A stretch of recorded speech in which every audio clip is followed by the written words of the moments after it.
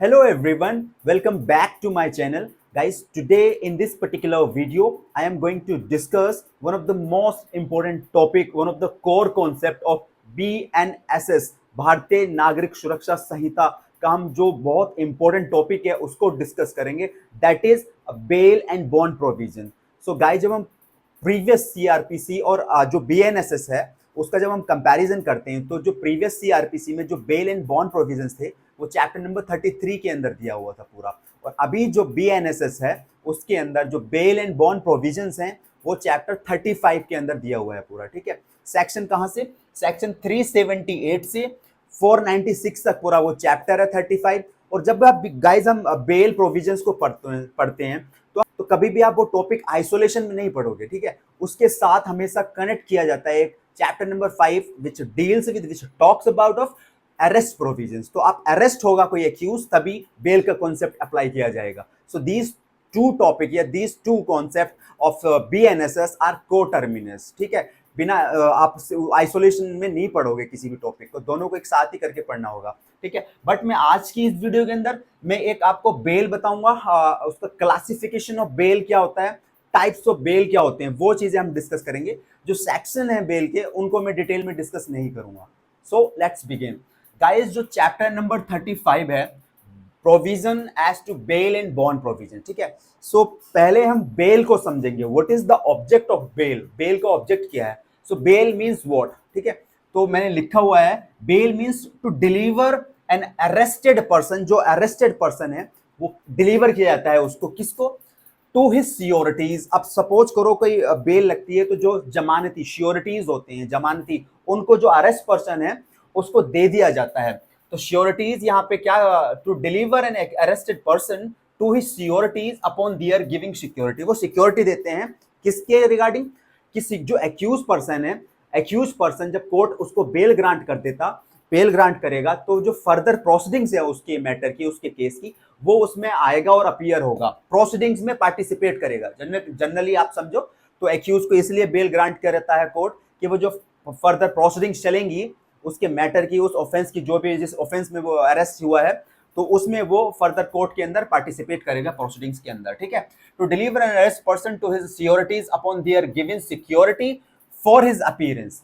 Security क्या है? वो अपनी अपीयरेंस की वो फर्दर कोर्ट में आएगा. ठीक है, एक एक पार्टिसिपेट जो भी पूरी प्रोसीडिंग चलेंगी उसमें पार्टिसिपेट करेगा, अपीयर होगा कोर्ट के अंदर, इसीलिए उस कोर्ट उसको बेल ग्रांट कर रहा है. ठीक है, at the time of trial, trial के दौरान वो पूरा जो ट्रायल चलेगा वो कोर्ट में अपीयर होगा accused. And to ensure that in case he is found guilty, अगर उस केस के अंदर, जिस केस में वो आया है एक्यूज और बेल मिली है, उस केस के अंदर वो गिल्टी फाउंड होता है, गिल्टी पाया जाता है, तो he is available to receive sentence. वो अवेलेबल रहे सेंटेंस को लेने के, मतलब सजा लेने के लिए, वो सजा सुनने के लिए तैयार रहे. तो दिस इज अ बेल का ये एक मीनिंग होता है. ठीक है, bail as a noun, bail as a verb में ये सेम ही मीनिंग है. ठीक है, सो ये हो गया बेल क्या होता है या बेल का ऑब्जेक्ट क्या है. ठीक है, हमेशा याद रखना कभी भी आइसोलेशन में नहीं पढ़ा जाएगा चैप्टर, आपको कनेक्ट करना पड़ेगा. अरेस्ट, अरेस्ट हो रहा है तभी बेल का जो कॉन्सेप्ट है वो अप्लाई होगा. ठीक है, सो जब हम क्लासिफिकेशन, जब हम बात करते हैं क्लासिफिकेशन, तो bail can be classified into two different modes. ठीक है, देखो बेल एक ऐसा टॉपिक है पूरा बीएनएसएस का विच is running through and through and through. ठीक है, so bell pre trial bell होती है, ट्रायल अभी स्टार्ट भी नहीं हुआ. देखो ट्रायल क्या है? सीआरपीसी का one of the most important topic है ट्रायल, और बहुत इंपॉर्टेंट है ये ट्रायल. पूरी की पूरी जो प्रोसीडिंग्स हैं वो ट्रायल के अंदर ही समाप्त हो रही हैं, ट्रायल के अंदर ही, वो एक तरह से जिस्ट है. Trial is the gist of criminal proceedings. ठीक है, so bail can be classified into two different modes. Pre trial में भी आपको बेल मिलती है, bail accused can get bail in a pre trial stage. Para trial, trial के दौरान आपको बेल मिल जाएगी एक्यूज को. पोस्ट ट्रायल मतलब ट्रायल जो है वो कंक्लूड हो चुका है तो भी उसको बेल मिल जाएगी. And post sentence bail, post sentence मतलब एक्यूज को ऑनरेबल कोर्ट ने सजा सुना दी है आपको. मैं एक एग्जांपल, मतलब आपको एग्जांपल क्लियर हो जाएगा, 6 महीने की सजा और कुछ फाइन कोर्ट ने इंपोज कर दिया है. तो सेम कोर्ट में जो कन्विक्टिंग कोर्ट है, जिसने उसे कन्विक्ट किया है, सेम कोर्ट में वो बेल अप्लाई कर सकता है, जो कि मेरे को अपील करने के लिए टाइम चाहिए। तो उसका एक प्रोविजन है, सेक्शन जो करंट का जो BNSS है उसका सेक्शन 430 का सब सेक्शन 3 के अंदर उसका प्रोविजन है। जिस कन्विक्टिंग कोर्ट ने उसे कन्विक्ट कर दिया है उस ऑफेंस के अंदर, तो वो सेम कोर्ट में आप बेल लगा सकते हो, जो 1 मंथ का एक टाइम पीरियड होता है कि मेरे को एक 1 मंथ के लिए टाइम चाहिए अपील फाइल करने के लिए, तो वहां पे कोर्ट आपको बेल ग्रांट कर देगा। ठीक है, सो pre trial, para trial, post trial और पोस्ट सेंटेंस बेल, मतलब कभी भी आप बेल लग सकती है, वो अलग ग्राउंड, वो कंडीशंस अलग अलग होती है, कब कब ऐसे लगती है। ठीक है, सो जब हम प्री ट्रायल या पैरा ट्रायल या post trial, basically these are the pre sentence stage, है ना, प्री सेंटेंस स्टेज, मतलब अभी तो ट्रायल होगा फिर जाके कन्विक्ट होगा, तो एक यूज प्रोसीजर है। ठीक है, सो ये एक तरह से हम क्लासिफाई करते हैं। फर्स्ट हो गया आपका pre trial, para trial, post trial और पोस्ट सेंटेंस बेल। अब प्री ट्रायल के अंदर क्या हो रहा है ना, एक्यूज अरेस्ट हुआ या ड्यूरिंग द इन्वेस्टिगेशन भी एक्यूज को बेल मिलती है। सो सेक्शन जब गाइस देखते हैं प्री ट्रायल के जितने भी सेक्शंस होते हैं, तो आप देखोगे तो 478 जो बेलेबल ऑफेंस में बेल की बात करता है, बेलेबल ऑफेंस के अंदर 478 जो सेक्शन है BNSS का, वो क्या कहते हैं, in what cases bail to be taken. So यहाँ पे बेलेबल ऑफेंस की बात करी गई है, other than a non bailable offence. Bailable offence में अगर एक्यूज को अरेस्ट किया जाता है तो बेल एक्यूज का राइट है। कैसा राइट है? It is a absolute and indefeasible right. Honourable supreme court ने एक केस हुआ था, रसिक वर्सेस बाधवानी का केस था, 2009 का केस है, केस का नाम याद रखना, रसिक वर्सेस बाधवानी। उस केस में ऑनरेबल सुप्रीम कोर्ट ने बोला था कि जो बेलेबल ऑफेंस के अंदर बेल एक्यूज का, it is a absolute and indefeasible right. Okay, बहुत इंपॉर्टेंट केस था, प्री में पूछता है। ठीक है, सो प्री ट्रायल हो गया, प्री ट्रायल मतलब ड्यूरिंग द इन्वेस्टिगेशन भी उसको बेल मिली है, ट्रायल के दौरान उसको बेल पे छोड़ दिया जा रहा है। उसके बाद आप देखोगे मैंने सेक्शन लिखे हैं जो प्री ट्रायल और पैरा ट्रायल के जितने भी सेक्शंस हैं, जैसे 478 क्या हो गया आपका, 478 हो गया आपका बेलेबल ऑफेंस में बेल। 479 हो गया जहां पे क्या था, वो appellate maximum period for which under trial prisoner can be detain. अब सपोज करो एक बहुत फेमस केस है हुसैनारा खातून वर्सेस स्टेट ऑफ बिहार, उसमें क्या हुआ था, सपोज किसी अभी अंडर ट्रायल प्रिजनर है, मतलब वो ऑलरेडी कोर्ट के जेल के अंदर है, अभी ट्रायल चल रहा है उसका, अभी तो उसको सजा भी नहीं दी गई है, और वो जो सजा है, जिस ऑफेंस का उसके ऊपर चार्ज लग रहा है या जिस ऑफेंस का उसके ऊपर एलिगेशन लग रहा है, उस ऑफेंस का जो पनिशमेंट है उसका हाफ ऑफ द पनिशमेंट वो जेल में काट चुका है, और अभी वो अंडर ट्रायल ही प्रिजनर है, मतलब अभी तो ट्रायल कंक्लूड ही नहीं हुआ, अभी तो सजा भी नहीं दी है, और उस जो अपराध के लिए उसका ट्रायल चल रहा है उसका हाफ ऑफ द पनिशमेंट तो वो काट चुका है जेल के अंदर। तो वहां पे भी उसका वो एक आपका प्री ट्रायल और वाली वो स्टेज में उसको बेल कोर्ट ग्रांट कर देगा। ठीक है, तो ये एक तरह से काइंड ऑफ डिफॉल्ट बेल में भी इसको हम रखते हैं, बिकॉज वो maximum period of for which under trial prisoner can be detained. Section 478 में बेलेबल ऑफेंस में बेल की बात है, और 479 में ये अंडर ट्रायल प्रिजनर की बात है। 480 जो है गाइस, वो 480 बात करता है नॉन बेलेबल ऑफेंस में। नॉन बेलेबल ऑफेंस में अगर कोई एक्यूज नॉन बेलेबल ऑफेंस में अरेस्ट हुआ है तो उस कंडीशन में कोर्ट का डिस्क्रिएशन है, कोर्ट बेल ग्रांट कर भी सकती है, नहीं कर सकती है, it is up to the court, court के ऊपर है वो पूरा कि वो बेल ग्रांट करेंगे कि नहीं करेंगे। ठीक है, सो वो एक उसका जो सेक्शन है 480 का सबसेक्शन 1 में उसका प्रोविजन है, 480 के सबसेक्शन 2 में उसका प्रोविजन है, 480 के सबसेक्शन 6 में उसका प्रोविजन है। ठीक है, और जब हम पैरा ट्रायल की बात करते हैं या फिर पैरा ट्रायल, तो उसमें भी एक सेक्शन आप देखोगे एंटीसिपेटरी बेल।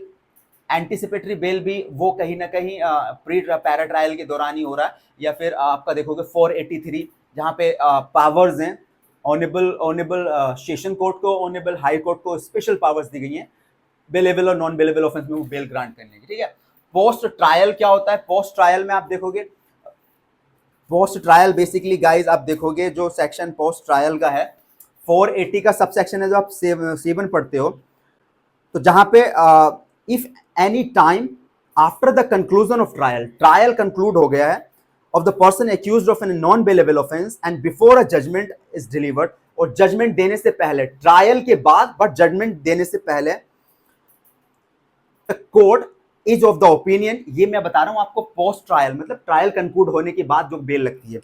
सो जजमेंट नहीं दिया है अभी कोर्ट ने, बट ट्रायल कंक्लूड कर लिया, तो उस कंडीशन में भी उसे एक्यूज को बेल मिल जाती है। if at any time after the conclusion of trial of a person accused of non-bailable offense, accused है किस कौन से offense का, non-bailable offense का, and before judgment is delivered, the court is of the opinion that there are reasonable ground for believing, court को यहाँ पे एक रीजनेबल ग्राउंड लग रहा है फॉर बिलीव ऐसा करने का, that the accused is not guilty of any such offence, it shall release the accused if is in custody और the execution by him of a bond for his appearance to hear judgement delivered. तो उसको वहां पे वो bell grant कर देगा। और क्या है कि जब वो अपीयर करेगा कोर्ट के अंदर, जब वो जजमेंट प्रोनाउंस करेगा कोर्ट, तो ये हो गया आपका पोस्ट ट्रायल। और पोस्ट सेंटेंस मैंने बता ही दिया है, जो कोर्ट ने किसी को सजा सुना दी है ऑलरेडी, ठीक है, उसको बोल दिया कि तुमको 6 महीने और इतना रुपए का फाइन है, अब तुम जेल जाओगे, तो वो सेम कोर्ट में जो कन्विक्टिंग कोर्ट है जिसने उसको कन्विक्ट किया है, उसमें अपील लगा उसमें वो बेल लगा सकता है, जिसका प्रोविजन 430 के सबसेक्शन 3 के अंदर उसका प्रोविजन है। ये पोस्ट सेंटेंस बेल होती है। और जो अपील, ये कि मेरे को अपील लगानी है, अपील का टाइम के लिए वो कोर्ट से रिक्वेस्ट करता है कि मेरे को फर्दर कोर्ट में अपील लगानी है, तो उसके लिए मेरे को बेल ग्रांट कर दिया। ये पूरा का पूरा एक कॉन्सेप्ट है, ठीक है। और जब हम सेकंड क्लासिफिकेशन की बात करते हैं गाइस, बीएनएसएस के और बेल प्रोविजन के, जब सेकंड क्लासिफिकेशन की बात करते हैं, तो मैंने लिखा है वो कैसे कैटेगराइज किया हुआ है। देखो, एक होती है रेगुलर बेल और also non as a mandatory bail. Mandatory bail और रेगुलर बेल वो सेम ही होती है, ठीक है। बेलेबल ऑफेंस में मिलती है, मैंडेटरी है, आपको बेल मिलेगी ही मिलेगी, ठीक है। वहां पे कोर्ट का कोई डिस्क्रिएशन नहीं है, वहां पे आपका राइट है। बेल आपका कैसा है, एक एब्सोल्यूट और इनडिफिजिबल राइट है बेलेबल ऑफेंस के अंदर, that is a regular bail और मैंडेटरी बेल, ठीक है। तो bail can be claimed as a right, जहां पे आप क्लेम कर सकते हो ये bail is a my right, मेरा अधिकार है, बेल मिले मुझे मिलेगी, ठीक है। तो वहां कोर्ट आपको बेल ग्रांट करेगा।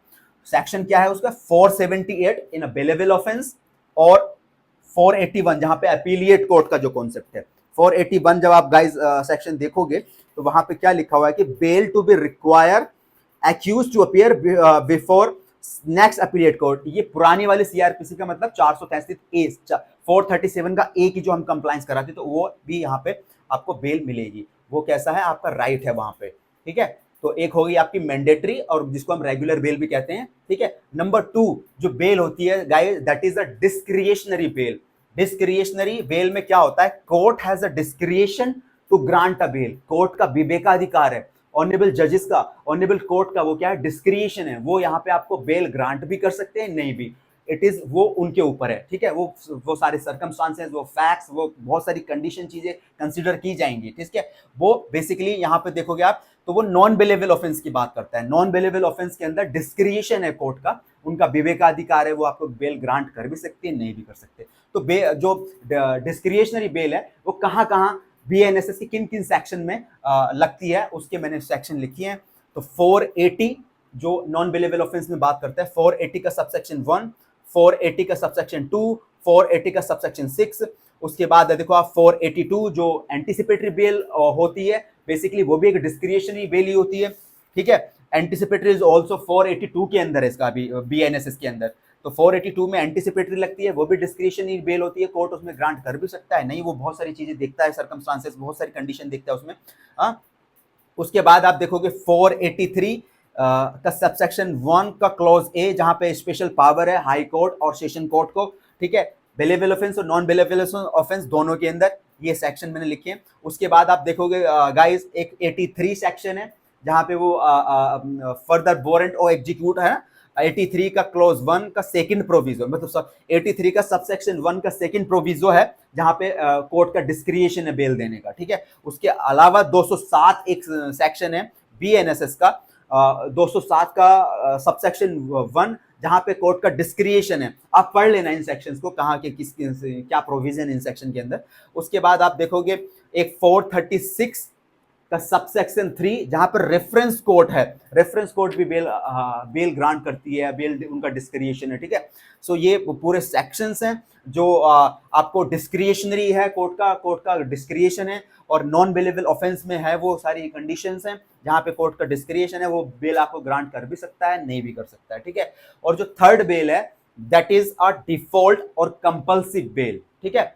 डिफॉल्ट बेल क्या होती है ना, bail due to default in completing investigation और ट्रायल। डिफॉल्ट हुआ है किसके द्वारा? पुलिस के द्वारा हो सकता है डिफॉल्ट, या जज साहब के द्वारा भी डिफॉल्ट हो रहा है ना। कि कैसे होगा उसका देखो आप, कि जब अब सपोज करो जैसे 167 का सबसेक्शन 2 था पुरानी वाली सीआरपीसी का, जब आप देखोगे 167 का सबसेक्शन 2 जहां पे डिफॉल्ट बेल का प्रोविजन था कि एक्यूज जो पुलिस ने इन्वेस्टिगेट की है और चार्जशीट 90 डेज और 60 डेज का जो टाइम पीरियड था, वो विद इन 60 डेज और 90 डेज के अंदर अगर पुलिस चार्जशीट फाइल नहीं करती है तो वहां पे वो जो एक राइट टू डिफॉल्ट बेल का कॉन्सेप्ट अराइज हो जाता है। अभी जो नया वाला बीएनएसएस है उसके सेक्शन जो डिफॉल्ट बेल का जो प्रोविजन है, कि जो 187 के सबसेक्शन 3 में उसका प्रोविजन है, जहां पे कि पुलिस के नॉट कंप्लीटेड जो इन्वेस्टिगेशन है वो नहीं कंप्लीट करती है विद इन 24 आवर वाला जो सेक्शन है, तो उसमें जो एक्यूज का 187 का सबसेक्शन 3 में डिफॉल्ट बेल का कॉन्सेप्ट अराइज हो जाता है। ठीक है, ऐसी आप ये भी काइंड ऑफ डिफॉल्ट बेल में ही कंसिडर करते हैं। 479 जो वन ऑफ द मतलब अंडर ट्रायल प्रिजनर है कोई, वो अपनी पनिशमेंट का हाफ ऑफ पनिशमेंट काट चुका है, वो भी एक डिफॉल्ट बेल ही है। और 480 सेक्शन का सबसेक्शन 6 जो डिफॉल्ट बेल का ही, वो भी डिफॉल्ट बेल की बात करता है। मैं आपके लिए रीड कर देता हूं। 480 का सबसेक्शन 6 क्या कहता है?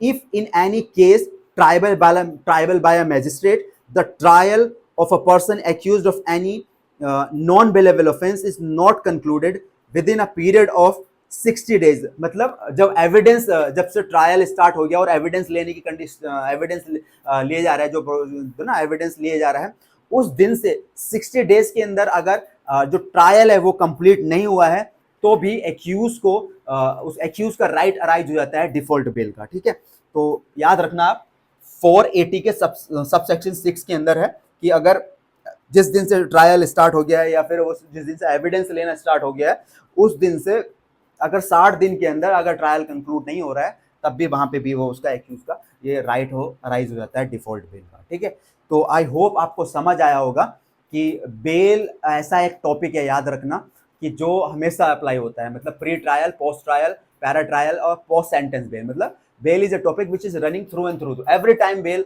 मिलती है। ठीक है, एक्यूज को। और मैंने फिर आपको ये 2 क्लासिफिकेशन किए हैं बेल के। पहला प्री ट्रायल हो गया, दूसरा आपका रेगुलर और मैंडेटरी बेल हो गया बेलेबल ऑफेंस में। फिर डिस्क्रिशनरी बेल है, उसके मैंने सारे सेक्शन लिखे हैं। देन उसके बाद देखोगे डिफॉल्ट और कंपल्सिव बेल जिसको बोलते हैं।